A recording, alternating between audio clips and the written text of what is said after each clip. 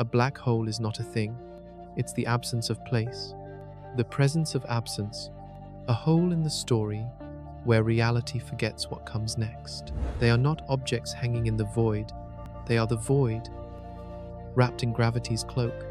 Not holes, ein, space, but wounds of space, not destroyers of matter, but erasers of context.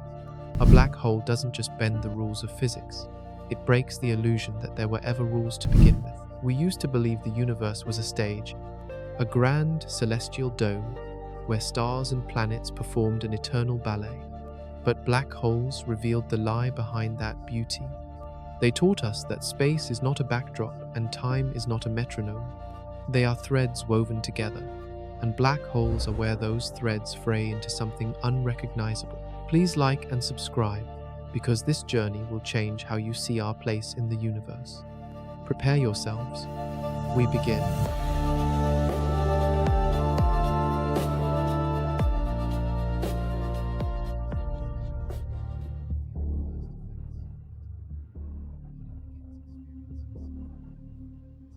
What we see in pictures, the black sphere with a halo of fire, is not the black hole, it's the warning sign. The perimeter, the edge of vanishing, the event horizon, the true black hole lies inside. Unseen and possibly unknowable. We aren't staring into an object, we're staring into the limits of understanding itself. They are born from death. When a massive star's life ends, its inner fire fusion can no longer push outward against the immense pull of gravity. The star collapses. Its core is crushed by its own weight. If the star is massive enough, the collapse continues past atoms, past neutrons, past the point where physics still makes sense. The result is a singularity, a point of infinite density, infinite curvature, infinite contradiction. But we can't see this singularity.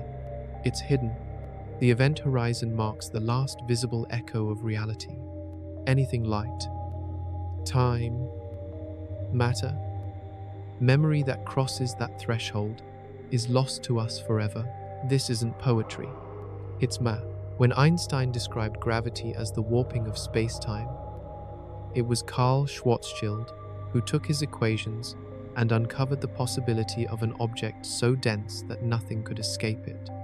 That was in 1916, a mathematical ghost, too absurd to be real. Then, in 1964, came a whisper from the cosmos, an invisible object in the constellation Cygnus, pulling a companion star in strange ways.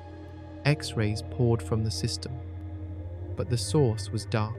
It was 15 times the mass of our Sun. It had no surface. It had no light.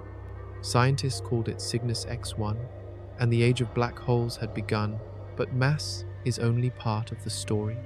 What makes a black hole terrifying isn't just that it crushes stars, it crushes time. Einstein showed us that time and space are fused. Inseparable. Together, they form space-time, and mass warps that fabric. The heavier the mass, the deeper the well in the fabric. But near a black hole, that well becomes bottomless. As you approach a black hole, time slows down. The closer you get, the slower time flows. At the event horizon, time stops altogether. To an observer far away, you would appear to freeze, hovering forever on the brink of disappearance. You would fade, stretch, and redshift into darkness, never quite falling in. But from your own perspective, you fall through. No drama, no warning. Time feels normal until the rest of the universe flashes by in an instant. This is not science fiction. This is relativity. Proven, measured, real, which raises a disturbing thought. If black holes can stop time, what else can they undo? Because a black hole is not a place. It is a breakdown in the idea of place. It is where the coordinates of reality go haywire. Inside a black hole, where has no meaning, when is undefined, Cause and effect blur. The very framework that holds our reality spacetime is shredded, and yet they're everywhere, lurking at the hearts of galaxies, including our own. Sagittarius A sits quietly at the center of the Milky Way, 4 million times the mass of the Sun, bending space and time in ways we are only beginning to understand. All around the universe, these invisible monsters shape the dance of stars and galaxies. Unseen but undeniable. We thought we lived in a universe of stars, but stars, they flicker and fade, and in their death, something strange arises, something that doesn't shine, doesn't move, doesn't speak yet, holds unimaginable power. We speak of black holes as cosmic endpoints, but perhaps they are beginnings, not just to new physics, but to new questions. They challenge the very way we perceive reality. They remind us that our grasp on the universe is tenuous, that the laws we cling to may be nothing more than approximations, temporary scaffolding around something much deeper. A black hole is not a thing, it is a question, and that question stares back. Everything dies. Even stars, they are born in vast clouds of gas and dust, igniting with the breath of fusion. For billions of years, they shine, balancing the inward crush of gravity with the outward pressure of light. But this balance is temporary. It's not a peace treaty, it's a tension, and tension always breaks. At the heart of a star, hydrogen atoms are smashed together to form helium, and in that reaction, energy is released. That energy pushes outward, counteracting gravity's desire to pull everything in. This is what keeps a star alive. Not love, not destiny, a brutal standoff of opposing forces. But hydrogen runs out. Every star is born with a limited fuel tank. When that primary fuel is exhausted, the game changes. The core contracts, heat rises. The star begins fusing helium into heavier elements: carbon, neon, oxygen, silicon, the elements of life, built in the slow-burning furnace of stellar death. Eventually, it reaches iron. Iron is the end. It doesn't release energy when fused, it consumes it. The moment a star begins fusing iron, it signs its death sentence. There's no more outward push. Gravity wins. Collapse begins. In the span of seconds, a star millions of times the size of Earth caves in on itself. The outer layers fall inward at incredible speed, slamming into the dense, unyielding core. This rebound, a cosmic hammer meeting an anvil, triggers one of the most violent events in the universe, a supernova, a detonation so bright it can outshine an entire galaxy. In this brief explosion, elements heavier than iron are forged gold. Uranium, the atoms in your bones, your blood, your teeth born in the final breath of a dying sun. And when the firestorm settles, something remains. If the collapsing star wasn't massive enough, it leaves behind a neutron star, a city-sized sphere of compressed matter, so dense that a single teaspoon of it would weigh 1 billion tons. It spins like a beacon, emitting pulses of radiation across space. Pulsars. We call them the lighthouses of the dead. But if the star was massive enough, even the neutron state cannot hold. Gravity crushes the core beyond its ability to resist. There's no rebound, no structure left to fight back. Physics folds. A black hole forms. This is not merely an object, it's a collapse of location itself. A singularity, a point of infinite density. All the matter that once made up a star, now compressed into a region with no size, no width, no volume. It's like trying to draw weight on a sheet of paper without lines, without space.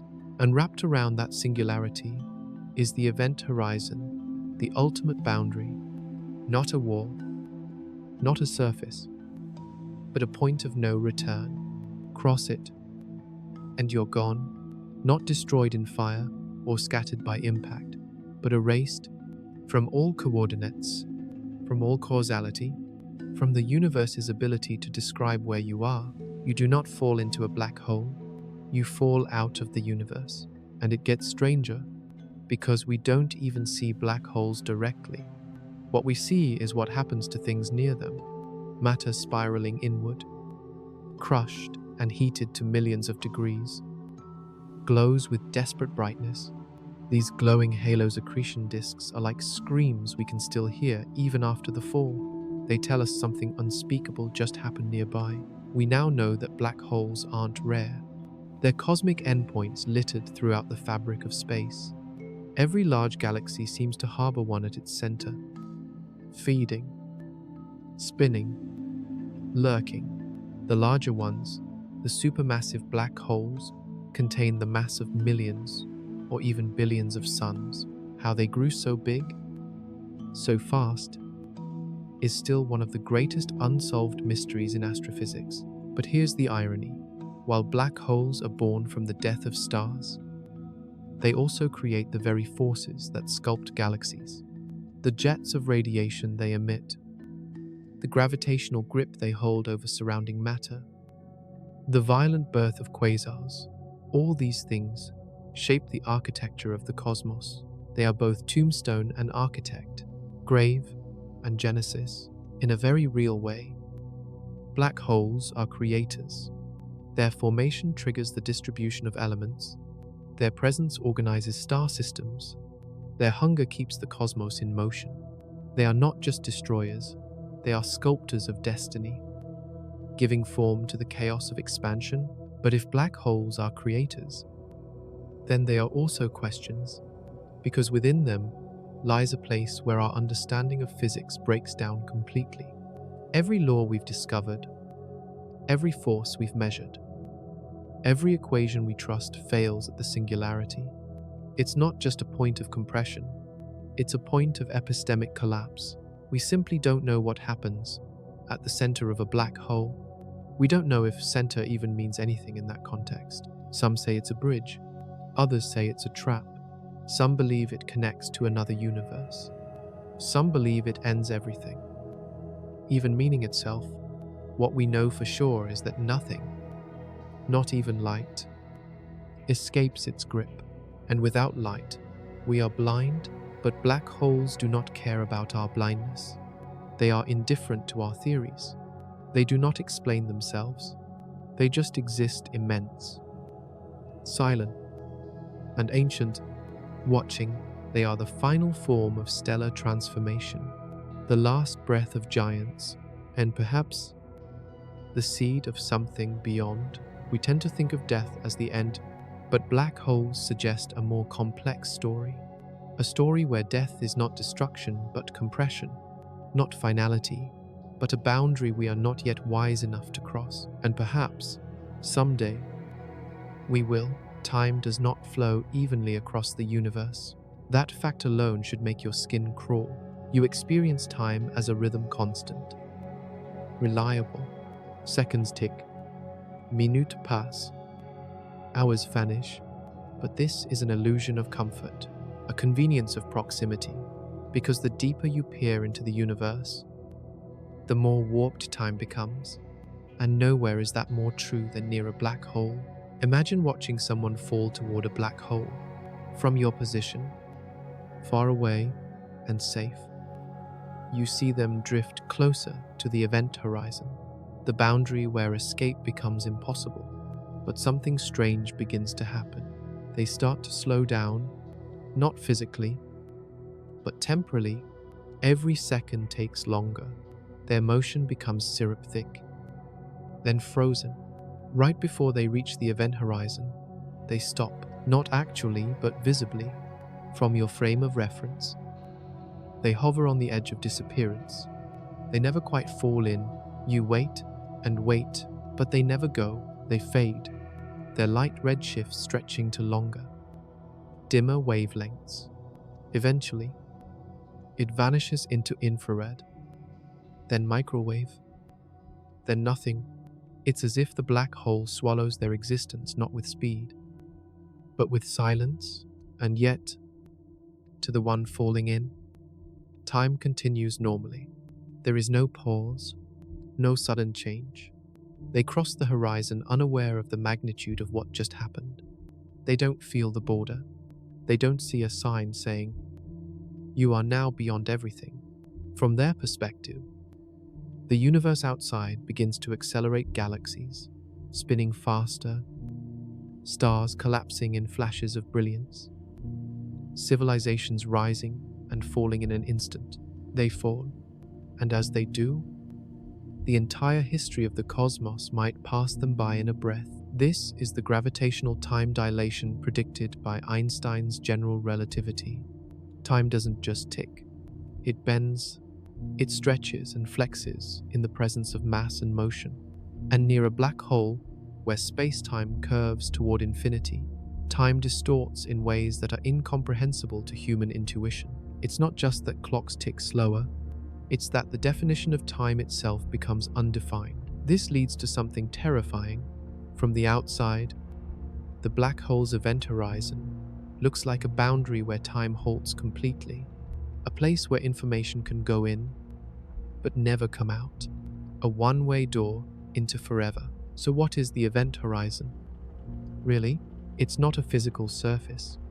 It's not like touching a planet's crust or the surface of water. It's a mathematical boundary, a threshold of no return. Inside this line, all paths, including those of light, curve inevitably inward. Nothing can resist the pull. Every future leads to the singularity, but outside the horizon, everything looks normal. That's the most unsettling part.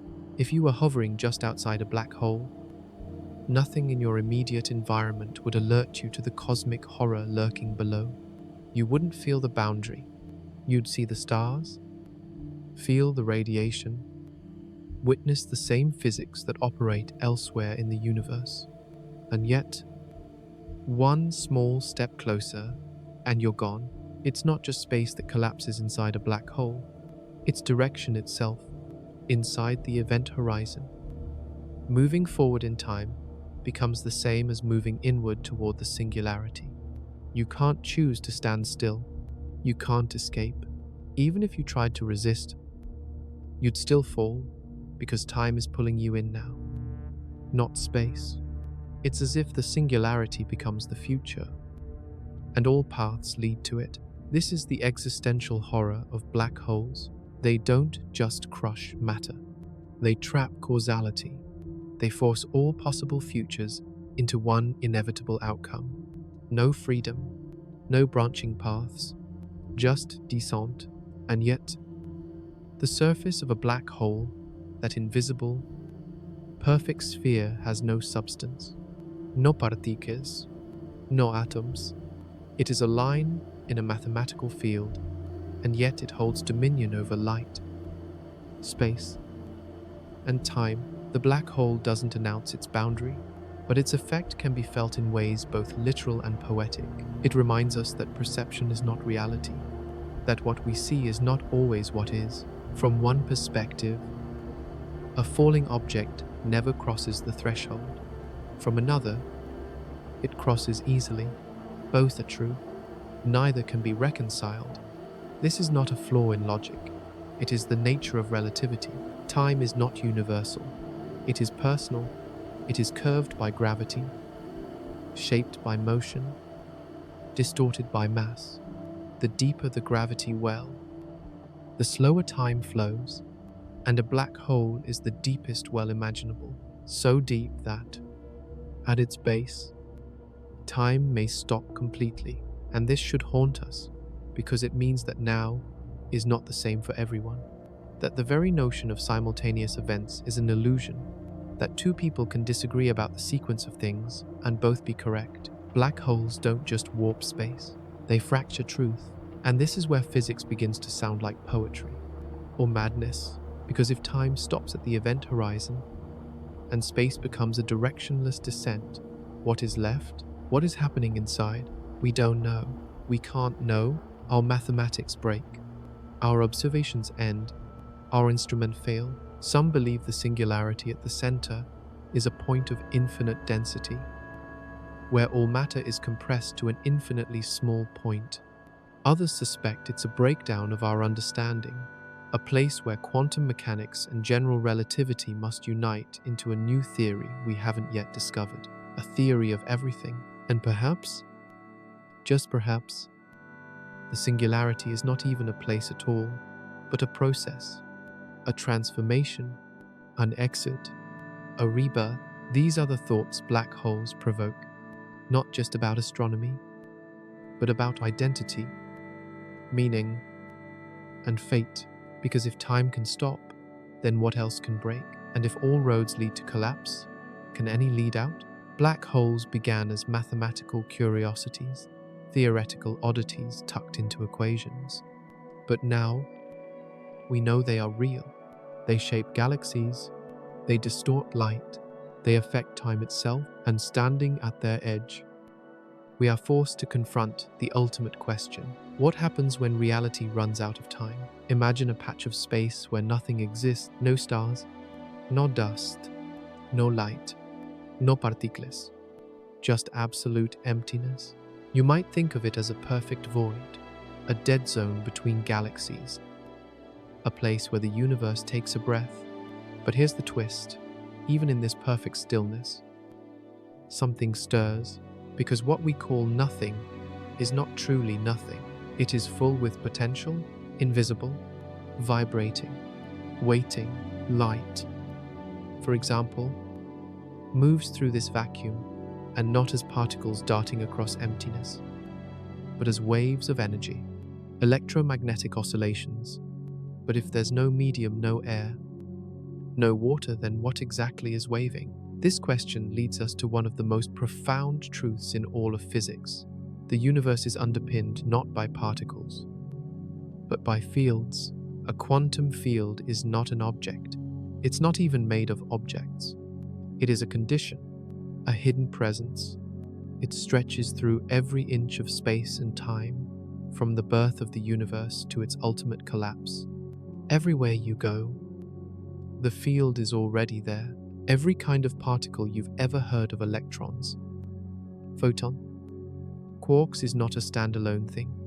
It is a blip in its respective field, a resonance, a note struck on the infinite instrument that is the quantum fabric of reality. The electron you see in an atom is just a small vibrating point in the electron field. A photon, a pulse in the electromagnetic field. These particles don't ride the field, they are the field. In this view, the universe is a symphony of fields vibrating in harmony or disharmony across spacetime. Matter is not solid. Energy is not separate. Everything we are, everything we touch, is the trembling of invisible strings echoing through the void. And that void, it's never truly still. According to Heisenberg's uncertainty principle, there is no such thing as absolute stillness in the quantum realm. At the smallest scales, uncertainty reigns. You cannot know both the position and the momentum of a particle with perfect accuracy. The more tightly you try to pin it down, the more it writhes and escapes your grasp. But when you apply that uncertainty to quantum fields, something miraculous happens. Even in a vacuum, where there are no real particles, virtual particles spontaneously emerge. Pairs of matter and antimatter pop into existence, like tiny whispers of reality, borrowing energy from the universe itself and then vanishing. Before the debt must be paid, this flickering of ghost particles happens everywhere, all the time. It is the heartbeat of the quantum world, and though it lasts for only the briefest instant, it has real consequences. This is not speculation. We've seen it. In 1948, Dutch physicist Hendrik Casimir proposed an experiment that placed two metal plates extremely close together, so close that certain wavelengths of virtual particles cannot fit between them. On the outside, full wavelengths appear. On the inside, only a few. The imbalance creates pressure, and the plates are pushed together by nothing. When this was tested, the plates did indeed move. Emptiness had force. Vacuum had power. Nothing was something. And now, bring that something close to a black hole, the stillness begins to tremble. Because a black hole doesn't just bend light and time, it distorts the quantum fields themselves. It presses its thumb against the cosmic strings and changes the song.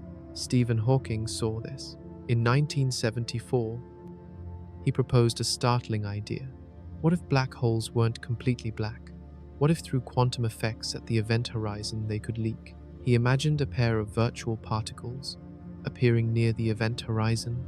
Normally, these pairs cancel each other out. But what if one particle fell into the black hole and the other escaped? The universe, seeing this escapee, would interpret it as real radiation. But where did the energy come from? It came from the black hole's mass. Over time, Hawking argued, this would cause the black hole to slowly shrink. This emission, now called Hawking radiation, implies something unthinkable. Black holes can evaporate. They can die. They may not last forever after all. But the real revelation lies deeper, because Hawking's idea forces us to confront an unsettling possibility. Black holes are not the only source of change. The vacuum itself, warped by gravity, can create energy. Imagine standing far from a black hole. Suddenly, a photon of energy appears, seemingly from empty space. It wasn't emitted by the black hole. It didn't leak from its surface. It emerged from the curved spacetime around the black hole. In other words, the footprint curved the sand, and the sand gave birth to a foot. This breaks our understanding of causality. We're used to mass causing curvature. But what if, under the right conditions, curvature can cause mass? It sounds backward.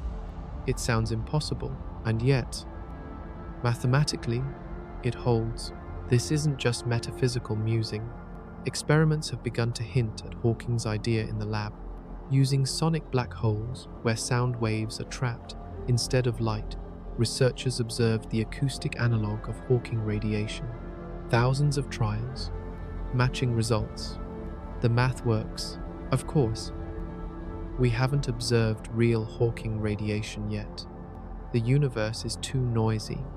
Black hole radiation would be colder than the cosmic microwave background, the afterglow of the Big Bang. But in the far future, when all stars burn out and galaxies fade, perhaps these whispers will be the only thing left. Black holes will slowly radiate themselves away.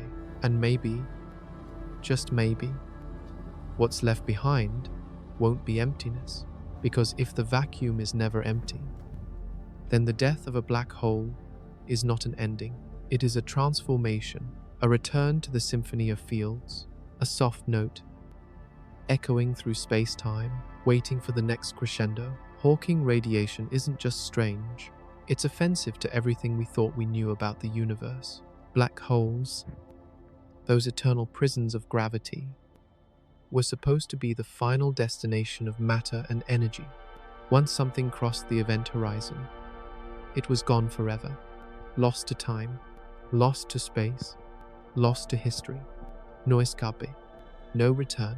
But Stephen Hawking shattered that narrative by blending quantum theory with general relativity. He uncovered something profoundly unsettling. Black holes may not be perfect absorbers after all. They may emit faint radiation, and over eons, they may slowly dissolve into nothing. At first, this sounds hopeful, evaporate, a great cosmic equalizer where even the darkest places eventually give their light back. But when you follow the consequences to their end, something terrifying emerges. Because if a black hole can evaporate, what happens to everything that fell into it? Where does the information go? A star? A planet? A person?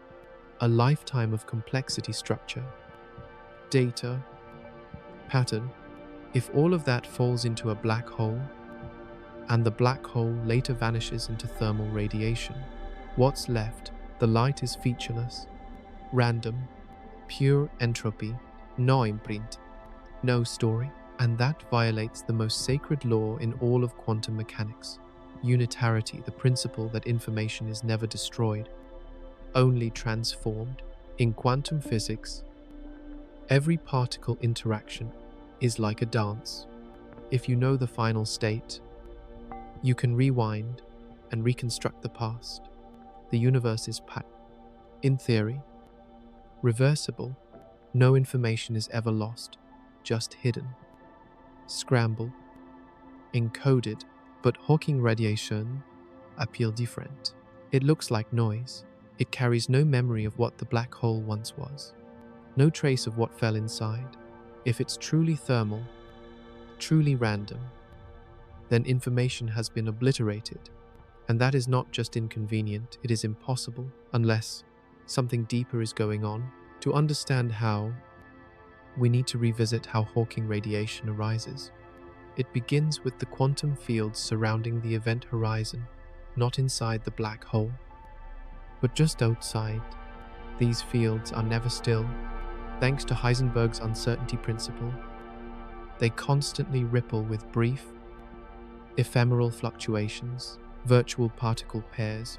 One matter, one antimatter flicker into existence and annihilate each other. Normally, this happens so quickly, it leaves no trace. But near the event horizon, gravity breaks the symmetry. The intense warping of spacetime can separate the pair. One falls inward, one escapes to a distant observer. This escapee appears real, a particle emitted by the black hole, but the cost must be paid. Energy conservation demands that the black hole loses an equal amount of mass, and so, over time, the black hole shrinks, radiation bleeds into space. It gets colder, smaller, weaker, until, at last, the black hole dies, evaporated into the void. And that's where the paradox sharpens. Because thermal radiation is statistical, it has no memory.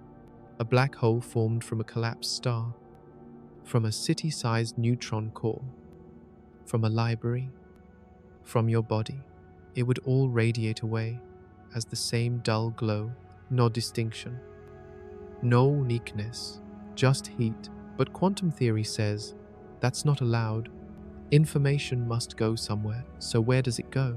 Some physicists argue the information is encoded in the Hawking radiation itself, subtly hidden, spread across the entangled particles in patterns too fine for us to yet detect. In this view, the radiation isn't truly random. It's just scrambled beyond recognition. Others suggest the information is stored on the event horizon itself, a two-dimensional surface that encodes the three-dimensional contents of the black hole, a principle now known as the holographic principle. According to this idea, the entire universe might be a hologram, a 3D illusion projected from 2D information inscribed on cosmic boundaries. Still others claim that information might be locked forever in a tiny remnant, a last grain of the black hole that never evaporates completely, hiding the data like a cosmic time capsule. And then there's a darker possibility that information is lost, that Hawking radiation really is featureless, that the laws of quantum mechanics must bend or break at the threshold of a black hole. If that's true, then the universe forgets, not metaphorically, literally. It erases history. It unwrites the book. And if that can happen in one place, then it could happen anywhere, to anything. To you, this is what made Hawking radiation so controversial. It wasn't just about black holes. It was about the soul of physics, about whether reality is deterministic, whether the universe is a story that can always be traced back to its origin, or a fog that forgets what it used to be. The debate raged for decades. At stake was the consistency of all physical law, and perhaps something deeper, something more personal. Because if the universe forgets, then what are we? What is memory? What is meaning? We like to believe that the past matters, that what we've done, what we've built, what we've loved, echoes forward forever. That the universe remembers, that reality, at its core, is coherent. But black holes challenge that belief. They show us a place where past and future melt together, where time loses its arrow, where cause and effect collapse into a singularity. They force us to confront the idea that the universe may not be built to remember us. And yet, in the heart of that paradox is hope, because even if information is scrambled, even if it's encoded in ways we don't yet understand, it may still be there, not gone, not lost, just hidden, like a whisper in the static, waiting to be heard. In 2020, researchers made progress using tools from quantum information theory and gravitational physics. They found that under certain conditions, black hole evaporation can, in principle, be unitary, that the information does leak out but slowly, subtly, encoded in correlations across the Hawking radiation. It's not proof, but it's a glimmer, a hint that the universe might still be lawful, that the ledger of reality still balances, that the story isn't over. Black holes are no longer just destroyers. They are puzzles, guardians of secrets, perhaps even teachers showing us the limits of what we think we know, and in their evaporating shadows, we glimpse something terrifying and beautiful, that even the darkest places may still give back their light. We live in a cause and effect universe. At least, that's what we like to believe. Step in sand, and a footprint appears. Light a match, and fire erupts. Press your hand against a mirror, and the reflection responds. Causality is the thread that ties our lives together. The comforting notion that things happen in a sequence, that A leads to B, that the world can be explained through action and consequence. But black holes don't care about comfort. They offer a vision of reality so inverted, so deeply disorienting, that it makes you question whether cause and effect were ever real to begin with. Here's how. We've long understood, thanks to Einstein, that mass and energy cause space-time to curve. This curvature, in turn, is what we experience as gravity. The Earth orbits the Sun, not because it's being pulled by an invisible rope, but because the Sun bends space-time, and Earth simply follows the curve. Space tells matter how to move. Matter tells space how to curve, said physicist John Wheeler. Simple, elegant, intuitive, once you get used to it. But then comes Hawking radiation, and with it, a silent reversal, because Hawking's equations suggest something deeply unsettling, that the curvature of space around a black hole can cause radiation to appear seemingly from nowhere, and that this radiation slowly evaporates the black hole over time. In this picture, the curvature comes first, and then, as if space itself decides to rebel, the black hole loses mass in response. This is the opposite of everything we've believed. It's as if the footprint on the beach appears first, and then, slowly, the foot that made it begins to vanish. It's as if the shadow shapes the object. We've always assumed that mass curves space, but Hawking's insight dares to ask, what if the curve of space can generate or remove mass? What if the relationship is more symmetrical than we thought? Einstein's field equations don't actually dictate which direction the relationship must go. They simply state that the curvature of space-time is proportional to the energy and momentum within it. But proportional isn't the same as caused by. Oh, in theory, the equations allow for mass shaping curvature and curvature shaping mass. We've just never seen the second one happen until now. Or rather, until black holes, because in Hawking's view, as energy radiates away from the warped space around the event horizon, the mass of the black hole shrinks in turn. It's as if the empty space around the black hole has a say in the black hole's fate, like the void is speaking, like space remembers what we forgot. And that raises a terrifying question. What is more real, the thing, or the shape it leaves behind? Are we truly material beings, living in a curved universe? Or are we curved beings, born from the geometry itself? You might think that's just philosophical poetry, but in physics, it's an open door. Consider this. We detect black holes not by observing the singularity inside that's impossible, but by observing their influence. the curvature of space, the movement of stars around them, the light distorted by their pull, the time slowed in their presence. Everything we know about a black hole comes not from the thing itself, but from its effects on the world around it. From its footprint, the black sphere you see in those famous black hole images, that's not the black hole. That's its shadow, its gravitational echo, its absence rendered visible. And maybe that's all the black hole is. Maybe mass, at its deepest level, is nothing more than a projection, a side effect of warped geometry. Like a whirlpool in a river isn't a thing, but a pattern. Like a flame isn't matter, but energy in motion. What if black holes are not objects, but events? Ripples in space-time that appear solid, but are fundamentally fluid? This is the edge of physics, where math meets mystery, where our equations still work, but our intuition begins to scream. It leads to even stranger thoughts.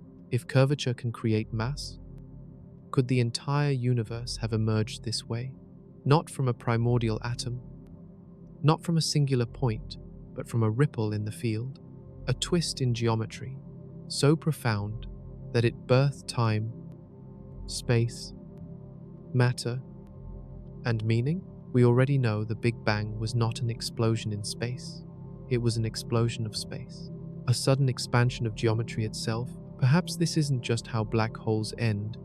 Perhaps it's how universes begin. Perhaps what we call mass is nothing more than geometry repeating itself. A reverberation, a standing wave in the field of being. This brings us to the holographic principle, an idea born from the black hole information paradox. It proposes that all the information inside a region of space can be described by the information on its boundary, that what feels 3D might actually be encoded in 2D. It's like a movie projected on a screen. You feel immersed, you see depth, but in reality, the story is written on a flat surface. Could the same be true for you? Could your consciousness, your body, your world, all be the emergent effect of patterns playing out on the edge of something else? If so, then black holes are not just strange anomalies. They are windows, cracks in the illusion, glimpses of a deeper architecture where mass is not primary, where matter is not real, where space itself hums with the code of existence and sometimes, when bent too far, begins to sing that song, the radiation, the curve. The light is the only clue we have. Everything else is swallowed by silence, but the silence, it seems, still echoous. Most people imagine black holes as still, dark spheres, silent and unmoving gravitational tombstones left behind by collapsing stars. But that image is wrong, dangerously wrong, because in truth, black holes spin, and when something that dense, that massive, begins to rotate, it doesn't just twist on its axis, it twists reality. Picture a whirlpool, not of water, but of space-time itself, around a spinning black hole. Space is no longer still, it begins to swirl. It's not just that objects move through space now. A space itself moves. This phenomenon is called frame dragging, and it's one of the strangest, most beautiful predictions of general relativity. Near a rotating black hole, if you tried to hover in place, you couldn't. Not even light could resist the spin. You'd be pulled into the rotation, not because you're moving, but because space is dragging you with it. You're no longer standing in space. You're standing on a conveyor belt made of reality, and that conveyor belt is speeding up. The closer you get to the black hole, the faster the spin becomes, until you reach a boundary just outside the event horizon, known as the Ergosphere. This is not the point of no return, that's the event horizon itself. But in the Ergosphere, something even weirder happens. You cannot stand still, not because something's pushing you, but because it's physically impossible to resist the flow of space. If you want to remain in place, you would have to move against the rotation faster than the speed of light. And that, as Einstein taught us, is forbidden. So you spin, Not because you choose to, because the universe gives you no other option. And yet, within this maelstrom of twisted space-time lies an opportunity, perhaps even a loophole in the laws of physics themselves. In 1969, physicist Roger Penrose proposed an idea so audacious, it felt like science fiction. What if we could steal energy from a black hole? It sounds insane, but the math worked. The concept is now known as the Penrose process. Here's how it goes. Imagine sending a spacecraft into the Ergosphere, just the Ergosphere. Not all the way into the black hole. The spacecraft splits into two pieces. One piece falls into the black hole, losing energy. The other escapes. But because of the dynamics of the curved spacetime, it can actually carry more energy than the original craft had to begin with. Where did that extra energy come from? The black hole, specifically, from its rotation. The Penrose process is not just theoretical. It's the foundation for a whole class of proposed mechanisms, including the extraction of rotational energy from black holes, potentially to power civilizations or starships in some distant future. But the implications are deeper, because it means that black holes, often thought of as purely destructive, may also be sources of energy. Enormous energy. Just how enormous? Einstein's famous equation, E = mc², tells us that even a small amount of mass contains vast energy. The Penrose process can extract up to 29% of a black hole's rotational energy, far more efficient than nuclear fusion, which converts only about 0.7% of mass into energy. That's right, a well-placed maneuver in the ergosphere of a spinning black hole could yield nearly 40 times more energy than the core of the Sun produces from fusion. It's the ultimate engine. Clean, endless, and utterly alien. Of course, there are caveats. To exploit this energy, you'd need to get close to the black hole, incredibly close. You'd need shielding against deadly radiation. Your ship would need to survive gravitational gradients that could stretch you thinner than an atom. And you'd need a level of precision that borders on the divine. But in theory, it's possible, and in science, possibility is the seed of progress. But spin doesn't just offer us power, it offers us insight into the nature of motion itself, because the black hole's spin doesn't just twist space, it also reveals something about how frames of reference interact. Relativity tells us that the laws of physics are the same for all observers in uniform motion. But what happens when motion is no longer uniform, when it becomes rotational, curved, dragged? What happens when space-time itself moves? In the ergosphere, we glimpse the edge of that mystery. You see, relativity forbids objects from moving faster than light within a local frame. But the frames themselves, those patches of reality we define as stationary or moving, can move relative to each other at incredible speeds. This is how black holes find their loophole. Space is allowed to move faster than light as long as nothing within it does. And this is not just a theoretical curiosity. It's the same principle behind cosmic inflation, the idea that during the Big Bang, the universe expanded faster than the speed of light, not because anything inside it violated the rules, but because space itself expanded. So perhaps the ergosphere is a miniature version of that same miracle, a place where the laws of physics don't break, they bend, and in that bending, we find the outlines of the impossible made real. It's easy to think of black holes as finalities, endpoints, the last breath of collapsing stars. But when they spin, they create motion. When they spin, they drag reality into dance. And when they spin, they might just teach us how to move in ways we've never imagined before. If we ever hope to travel across vast interstellar distances, to leap between stars, or reach other galaxies, we may need to harness not more speed, but new frames of reference. And black holes are the ultimate training ground. They show us a path not through brute force, but through understanding the very fabric that holds us. The ergosphere is not just a boundary of motion, it is a mirror. It reflects back our assumptions about stillness, about speed, about what it means to move, and in its swirling chaos, it whispers a challenge. What if the limits we see are not limits at all? We say black holes are invisible. We say they consume all light, all matter, all meaning. And yet, look up at the sky through a radio telescope, peer into the deep infrared, or catch a glimpse of distant X-rays screaming across the void, and you will find something strange. You will find the brightest things we have ever seen, orbiting the darkest, because while the black hole itself emits no light, what falls toward it does, and in its desperate spiral, it burns before a particle ever crosses the event horizon. It must first enter a storm, a maelstrom of matter, heat, and radiation so intense it makes the surface of the sun look like a campfire. This is the accretion disk, and it is one of the most violent environments in the known universe.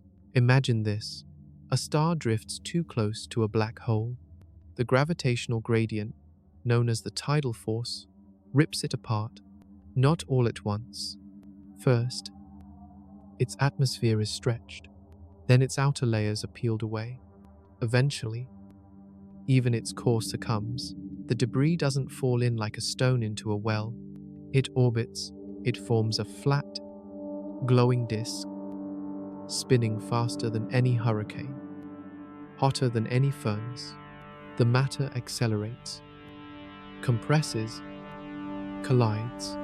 Friction turns motion into heat. Magnetic fields lash out. Particles are shredded. Temperatures soar to millions of degrees. Light bursts from every inch of the disk, across the entire electromagnetic spectrum visible: ultraviolet, X-ray, and from this chaos, something even more surreal is born. Jets, not the kind we fly, not even the kind we dream.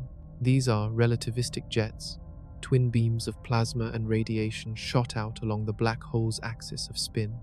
They extend for light years, sometimes thousands of light years. Entire galaxies are dwarfed by the size of these cosmic lances, and they move at nearly the speed of light. Let that sink in.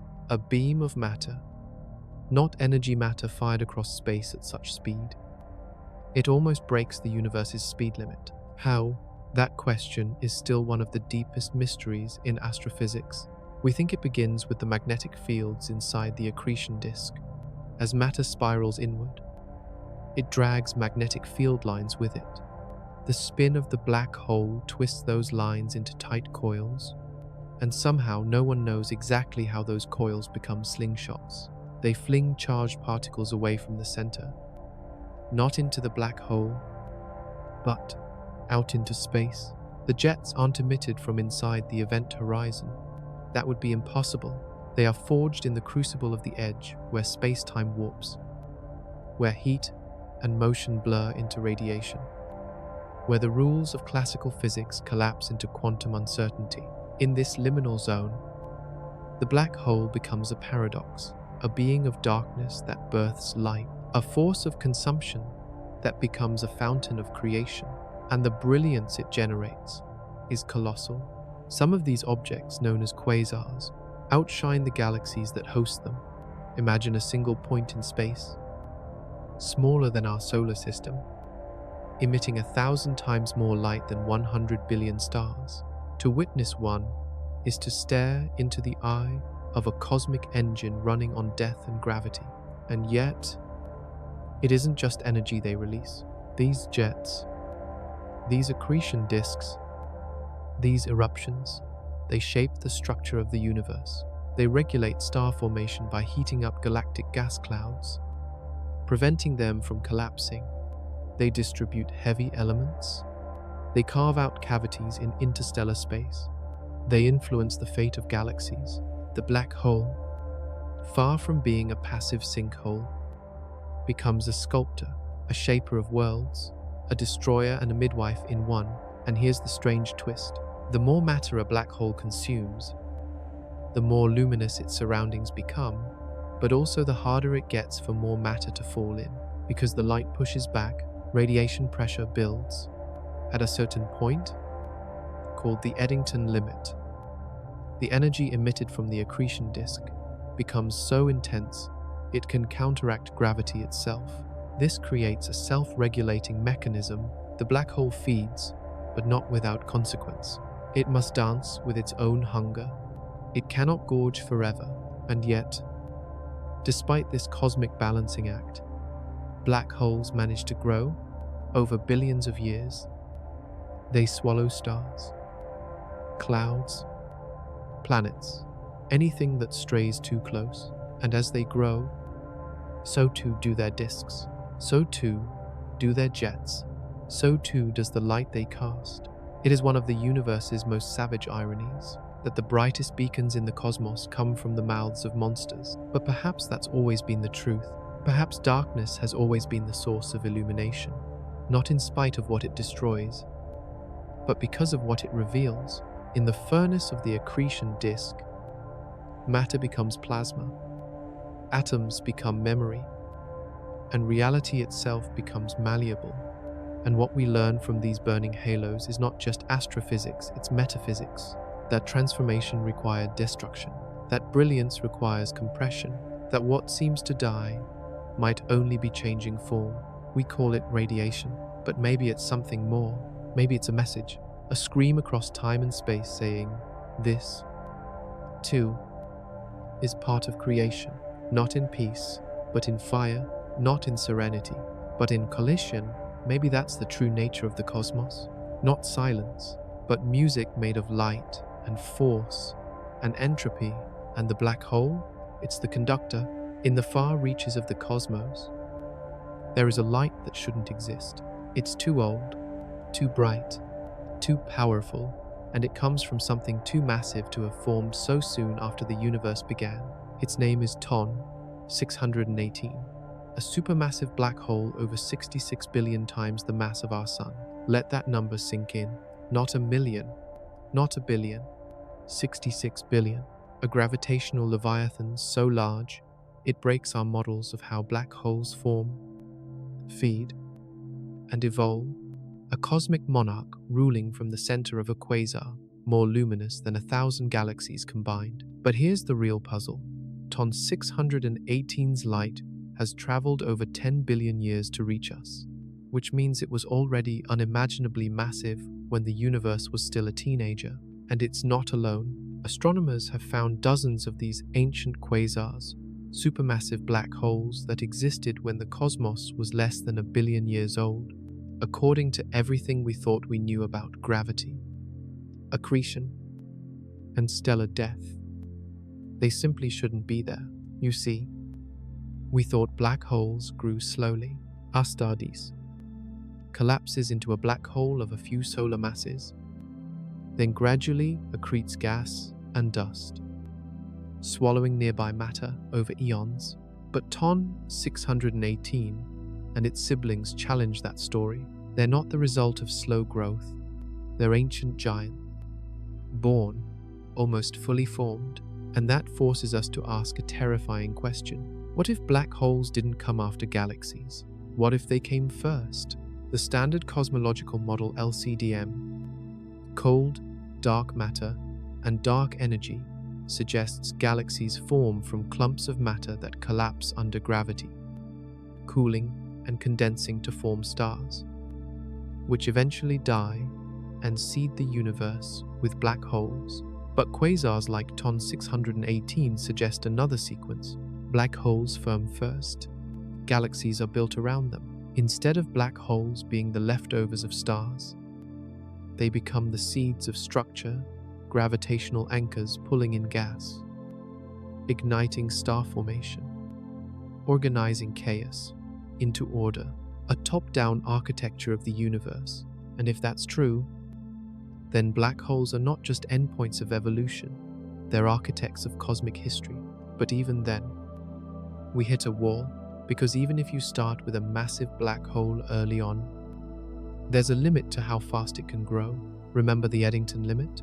The point at which radiation from the accretion disk pushes back against infalling matter, regulating how fast a black hole can feed? According to that, It should take billions of years to reach the size of Ton 618, and yet, there it is, blazing in the deep past, like a lighthouse from an alternate timeline.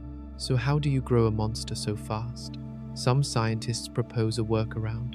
Maybe these black holes didn't start small. Maybe they were born from direct collapse. Black holes, enormous clouds of pristine hydrogen gas that skip star formation entirely and collapse straight into black holes, hundreds of thousands of times the mass of the Sun. A head start, a cosmic shortcut, but even that feels insufficient, because Ton 618 is not just big, it's too big. It seems to mock the math, to laugh at our limits.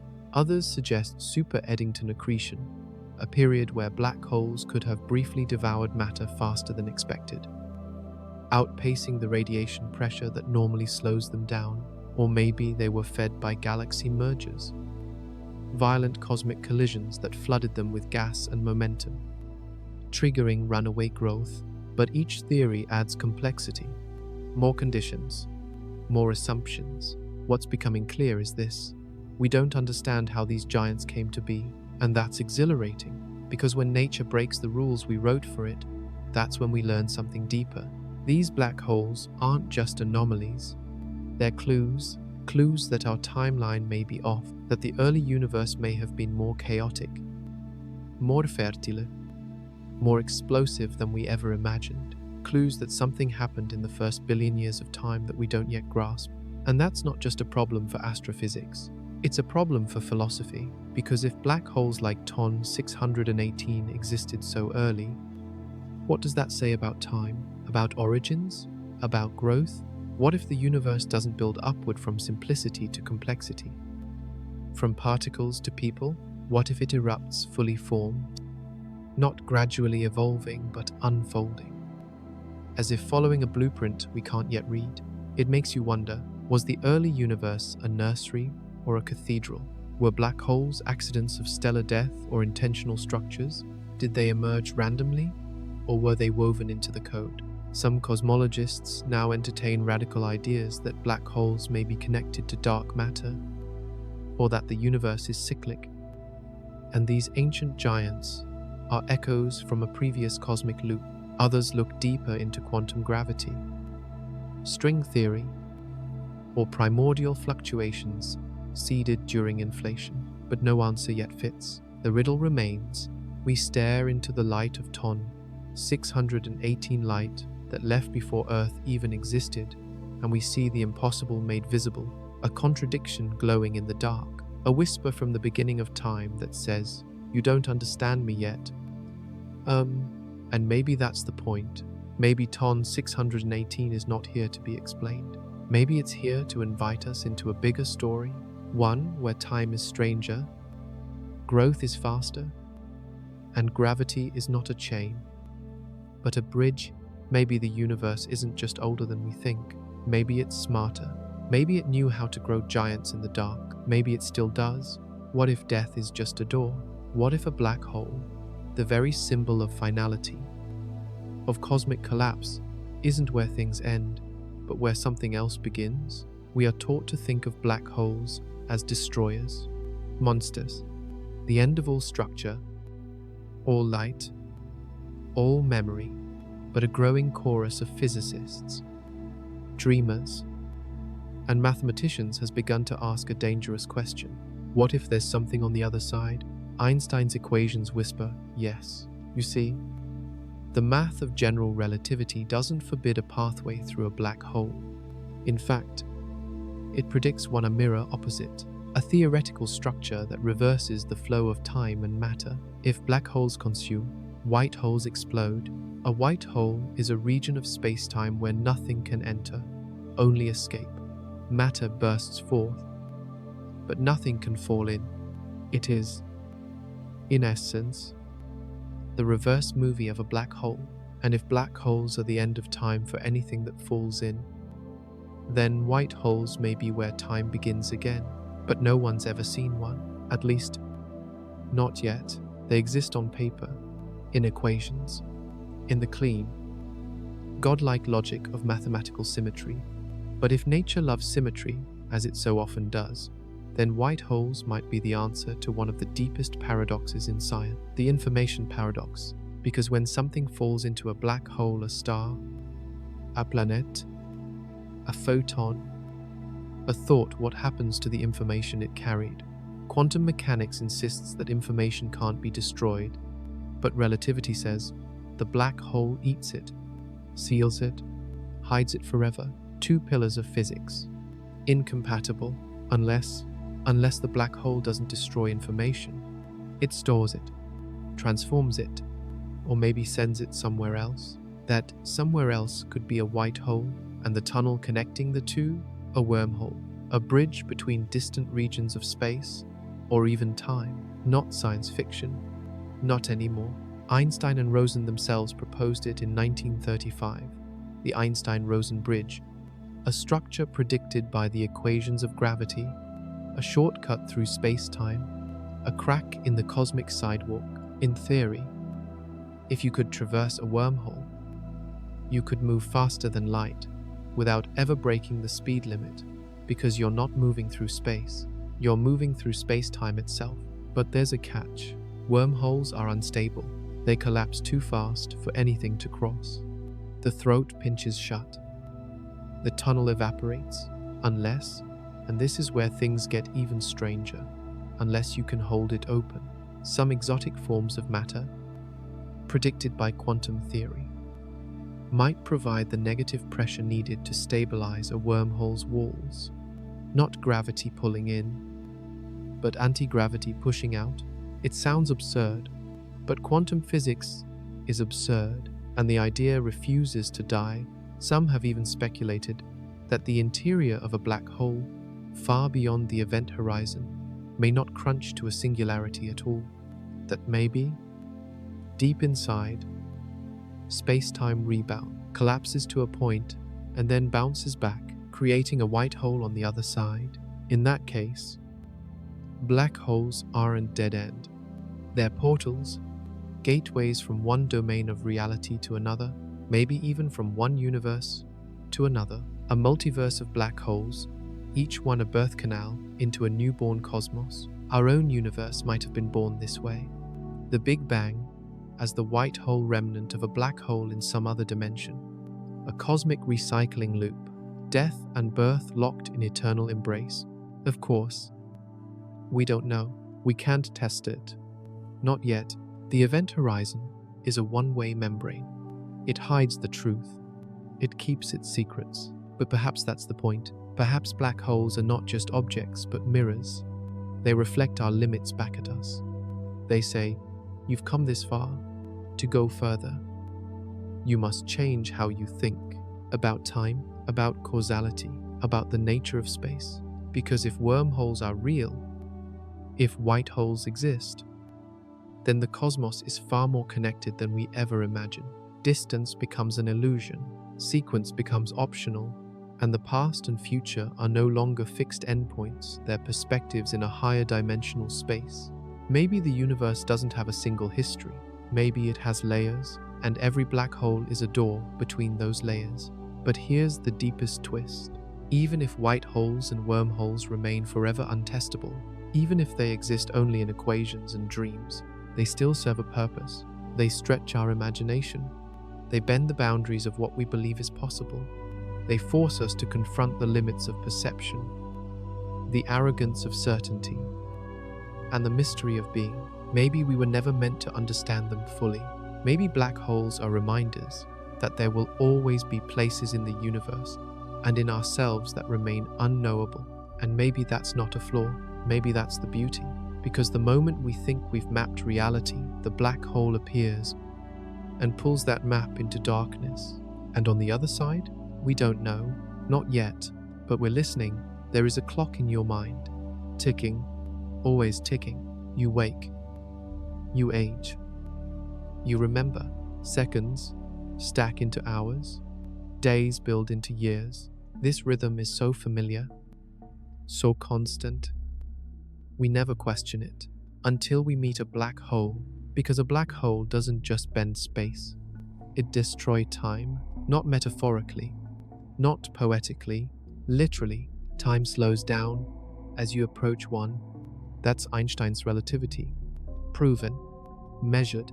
You've seen it in GPS satellites, in particle accelerators. It's not theory, it's reality. But near a black hole, that effect isn't just a quirk, it's a revelation. Imagine standing near the event horizon of a black hole. To you, seconds tick by. You blink, you breathe, but to someone watching you from far away, something strange happens. You slow down, not your muscles, not your thoughts, your time. From their perspective, your descent toward the black hole becomes sluggish, like a movie caught in infinite slow motion. The closer you get, the slower you appear to move until, at the edge of the event horizon, you freeze entirely. You become a statue of light, a ghost trapped on the threshold. But from your perspective, nothing changes. You pass through the horizon as if it were any other point in space. The outside world simply vanishes. This is the fracture. This is the paradox. Two observers, two realities, one falling into darkness, one watching from afar, and both are correct. This is not philosophical. This is physics. There is no single, universal now. Oh, every point in the universe has its own clock, ticking at its own rate, depending on motion and gravity. What you call the present is relative a convenience, a local illusion, and nowhere is that illusion more violently exposed than at the edge of a black hole. Now think of this.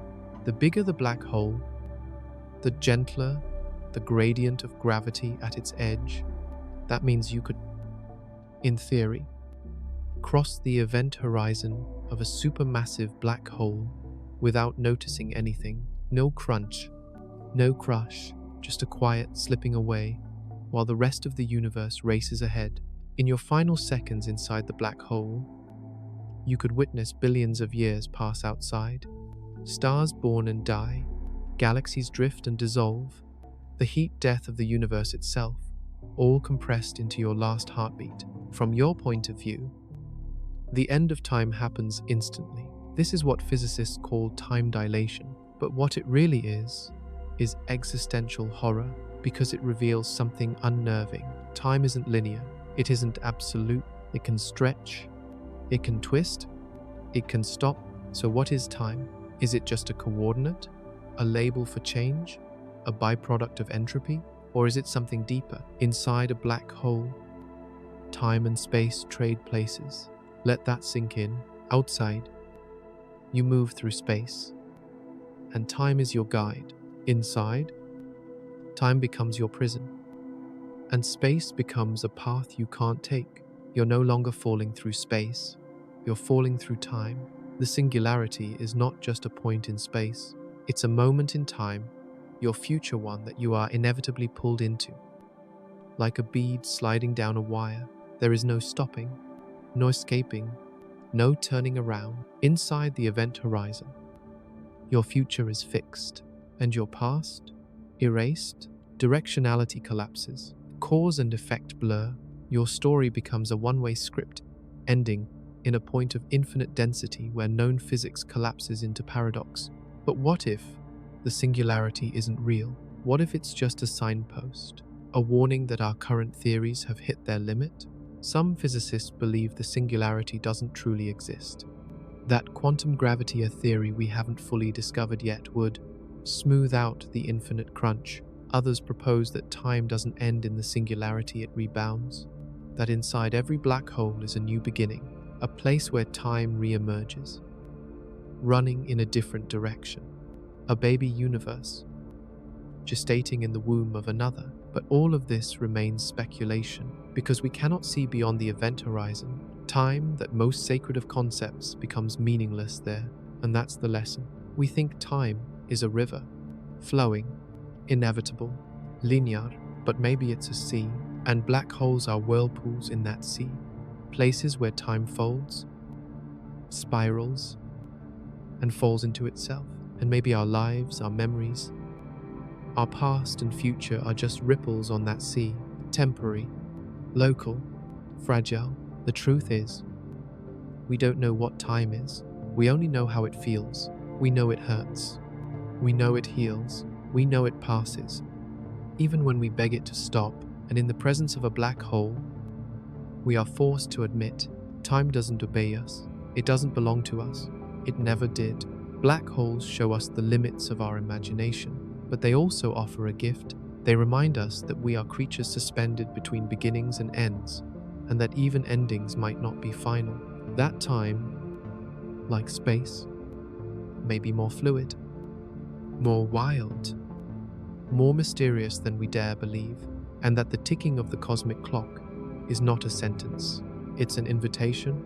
The deeper we look into the universe, the more we see darkness, not the darkness of absence, but of concealment, of riddles not yet solved, of truths too vast, too ancient, or too strange to be spoken in human words. Black holes are the most honest part of the cosmos. They do not pretend to be understood. They do not offer comfort. They exist at the boundary between what is known and what forever escapes knowing. In them, we find the collapse of matter. Yes, but also the collapse of assumptions, the end of light, but the beginning of humility. They are reminders that the universe was not built for us. It does not owe us explanation. It does not apologize for its enigmas, but it does invite us. It dares us to wonder, to imagine, to search. Even when we may never find, we have journeyed across the science, the event horizons, the singularities, the wormholes and paradoxes. But in the end, black holes are not just astrophysical phenomena. They are symbols. They represent everything that resists explanation. The person you lost and can't get back. The memory that slips through your fingers, no matter how hard you hold it. The question you've asked since childhood that still hasn't found an answer.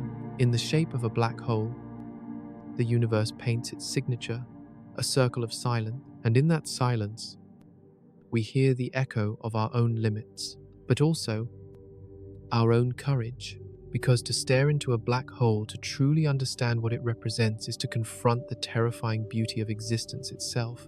You were born into a universe where stars explode, where time bends, where light can be swallowed whole, and somehow, in the midst of all this strangeness, you became aware enough to ask why. Do you understand how rare that is? In a cosmos of cold hydrogen and silent gravity, your mind became a flame, flickering, curious, mortal. You are made of atoms that were forged in supernovas, stars that may have died beside black holes, their final breath dragged into eternity. And now, those same atoms think, feel, question. You are stardust, aware of the stars. That, alone, is a kind of miracle.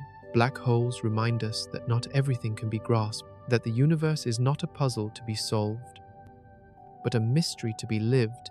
They challenge the arrogance of certainty. They shatter the illusion that we can map the entire cosmos like a grid, because in truth, there will always be shadows we cannot enter, equations we cannot balance, questions we cannot frame in language. And maybe that's a gift, because it means the story isn't over. There is still more. There is always more. Perhaps the purpose of a black hole is not to be explained.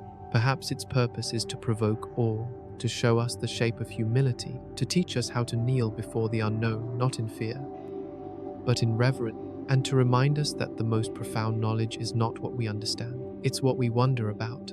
We are the only species, as far as we know, that looks into the sky and tries to make meaning from the silence. We ask where we came from and where we're going. We ask why the stars shine and what happens when they don't. We stare into the mouth of the abyss and ask not just, what is it, but what does it mean? That is what makes us human. Not our tools, not our numbers, but our questions. Black holes are the final punctuation marks at the end of dying stars, but they are also the first words of a deeper language, a language not spoken in light, but in its absence. A language that says, you do not know everything, you do not control everything, and yet you are still part of it, even as you vanish. You leave ripples in the field of space-time, even as your body fades. Your gravity shapes the cosmos, even as you fall. Your presence remains in that way. Maybe we are not so different from black holes. We absorb, we compress, we carry more than we show. Each of us holds an interior. No one else can see a gravitational pull of stories, regrets, hopes, and dreams that bend the lives around us. Maybe to be alive is to be a soft kind of singularity pulling people toward us, leaving imprints even after we're gone. Maybe death is not erasure. Maybe it's transformation. Maybe, like the star collapsing into silence, we too pass through something unseen and become something new. In the end, black holes may not be endings at all. They may be the universe's way of whispering, you haven't reached the edge yet. There's more beyond the dark. Oh, so the next time you look up at the night sky, find the stars, but also feel the spaces in between, because that darkness, that's not empty. That's where the universe keeps its greatest secrets, waiting for minds brave enough to wonder.